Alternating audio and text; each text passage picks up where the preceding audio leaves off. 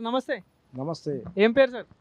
లక్ష్మీనారాయణ. లక్ష్మీనారాయణ గారు మంచిగా బొట్టు పెట్టుకున్నారు. భక్తి బాగానే ఉన్నట్టుంది. ఏదో నానా. ఓకే సార్, ఎక్కడ సార్ మీరు ఉండేది? ఇక్కడే సనత్ నగర్. సనత్ నగర్ లోనే. కిరాయి ఇల్లు మాది. కిరాయి ఇల్లు. కష్టం చేసుకునాలి, బతకాలి అంతే. అంతవరకే కానీ ఏ ప్రభుత్వం నుంచి ఏ సాయం లేదు. సో ఎట్లా అనిపిస్తుంది సార్ మరి ఇప్పుడు కాంగ్రెస్ గవర్నమెంట్ వచ్చింది, ఏదో 6 గ్యారెంటీలు అంటున్నారు, 100 రోజులు పూర్తి అయిపోయినాయి, ఎట్లా అనిపిస్తుంది? 100 రోజులు అవుతుందంటే ఇక వాళ్ళు కూడా రొటీన్ చేసుకోవాలి కదా. ఇప్పుడు మనము ఇల్లు కొత్త తీసుకున్నామంటే అన్ని సర్ది పెట్టుకుంటేనే ఒకటి అవుతుంటది. ఇక లేదు మనకి ఇప్పుడే కావాలి ఇప్పుడే చేయాలంటే అది కష్టం కాని పని, ఖర్చుతో కూర్చొని అందుకో రాష్ట్రం ఇది. ఒక రాష్ట్రాన్ని ఏలాలంటే ఎవరికే కానీ కొంచెం ఆలోచించే టైం పడుతుంది. మరి ఇప్పుడు ఏం లేదు, మొన్న అసెంబ్లీ ఎన్నికలు అయిపోయినాయి కదా, ఎలక్షన్స్ అయిపోయినాయి. సో మరి ఇప్పుడు మళ్ళీ పార్లమెంట్ ఎలక్షన్స్ వస్తున్నాయి. సో మరి ఎట్లా ఉంది ఇక్కడ పరిస్థితి, తాజా పరిస్థితి? ఇంకా ఉన్నది ఇప్పుడైతే ఇప్పుడు ఏం అయితే లేదు. ఇంకా ఇంకొక వారం ఎట్లా అయితే ఇట్లా ఏమైనా గుంజుకునే వేగం ఫైట్ పెరుగుతుంది అంటారు. ఓకేనా? సో మరి ఇక్కడ ఎంపీ ఎవరు తెలుసా? సికింద్రాబాద్ పార్లమెంట్ మన కిషన్ రెడ్డి సార్. చూసిల్లా సార్ ఎప్పుడైనా? వస్తాడు. మొన్న వచ్చిపోయాడు, ఒక వారం కింద వచ్చిపోయాడు. సనత్ వచ్చాడు. ఏమంటున్నారు? వచ్చి మీటింగ్ లో పెట్టాడు. ఈసారి కూడా మన పార్టీ రావాలి, మంచిగా ఉండాలి, చేద్దాము అది ఇది అని చెప్పి చెప్పారు. ఇప్పుడు అంటే కిషన్ రెడ్డి గారు చేసే వ్యక్తేనా పనులు?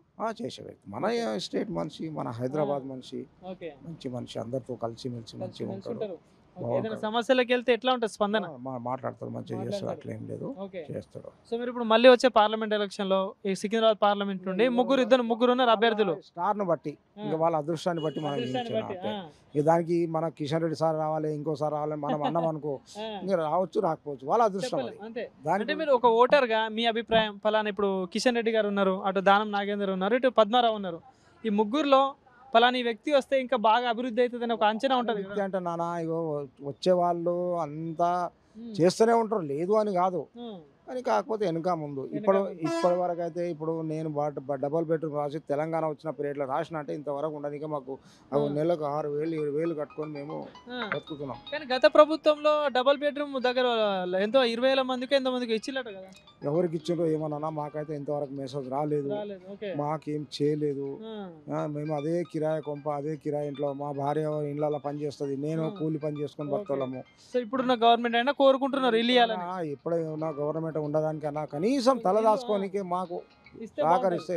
ఇప్పుడు ఈ రోజు అంటే ఏదో కష్టం చేసుకుంటున్నాము, మళ్ళీ సారికి ఒక సంవత్సరానికి చేయాలంటే ఆ ఓపిక ఉండాలి కదా. కిరాయిలేమో రెంట్లు పెరిగిపోతున్నాయి, ఆ రెంట్ల గురించి ఎవరు ఆలోచన చేయరు, ఏ గవర్నమెంట్ ఆలోచన చేయరు. ఇప్పుడు మాకు 4,000 ఉన్న కిరాయి ఇప్పుడు 6,000 అయిపోయింది. ఇప్పుడు 6,000 అయిపోయినా కరెంట్ బిల్లు ఫ్రీ వస్తుందా బాబాయ్? ఇంకేం లేదు నాన్న, ఇంకా మేము చేసుకోలేదు అది ఇది. ఇప్పుడు కిరాయి ఇంట్లో మేము ఏం చేయగలుగుతాం, వాళ్ళు చేసుకున్నాలి, కానీ కరెంట్ బిల్లు కట్టుకుంటున్నాము, ఉంటున్నాం బాబాయ్. మరి ఇప్పుడు సెంట్రల్ లో చూసుకుంటే మోడీ గవర్నమెంట్ ఉంది, బీజేపీ. సో ఎట్లా ఉంది? బాగుంటది, మోడీ రావాలి, మోడీ గారు వచ్చిందంటే అంతా బాగుంటది, దేశం ప్రశాంతంగా మంచిగా ఉంటుంది.